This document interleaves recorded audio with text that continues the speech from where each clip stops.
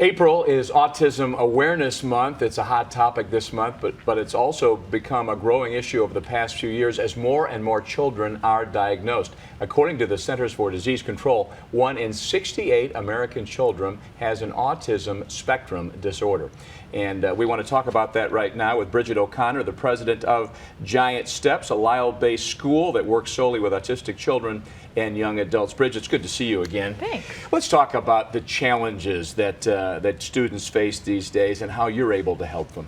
Well, the biggest challenge out there is certainly the growing number of children that are affected, as well as what the future holds. So Giant Steps is poised to partner with Rich Harvest Farms, the Rich family, Jerry Rich, out in Sugar Grove, Illinois. And we are building a community center and a residential program that will allow people over the age of 22 with autism to have a richer, fuller life.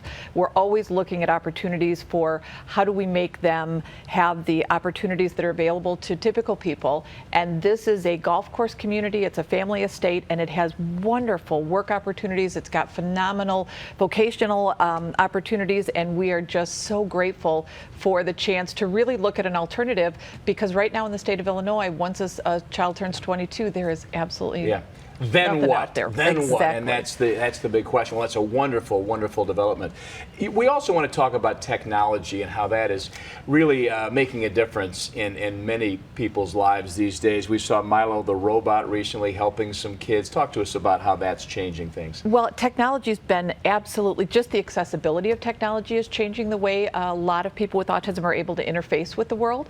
It's giving us great opportunities to get people into positions where they can communicate better. The introduction of the iPad we use tremendously. Milo the robot, all of that type of technology. A lot of families are relying on Siri because it gives the kids a chance to practice social interactions in a very non-judgmental way. You've got somebody who's willing to answer the same question 500 times in exactly the same tone, happy to talk to them. So it just, again, makes the world a little bit bigger and gives us that chance to really keep moving people along. Sure.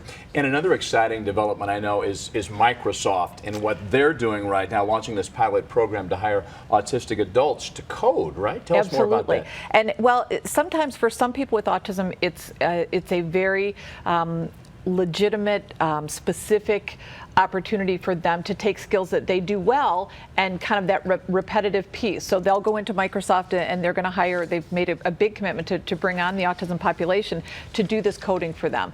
We're always looking at ways for people with autism to have that vocational and job experience that provides them a bigger life and that opportunity to be involved in a typical experience and be with people all day long. So we're thrilled, and we hope that there's going to be a lot more following Microsoft. That sounds terrific. And again, you have a big event coming up. I know we have a second for you to plug that. Go ahead and tell us about it. On April 18th is our charity auction, and it's a wonderful chance to come out and learn about the organization, find out more about who we are and all of the amazing parts of the organization that allow us to provide services to children, families, and adults with autism. All right, thank you so much. And for folks who want more information about how to help out Giant Steps, where do they go? Go to our website, mygiantsteps.org, and it'll give you all sorts of information, not only about the auction, but about the organization and ways you can become involved. Bridget O'Connor, always good to see you. Thank you. Keep up the great work. Happy to be here. All right, thanks so much. Thanks. Back with more of Good Day Chicago after a quick break. Stay with us.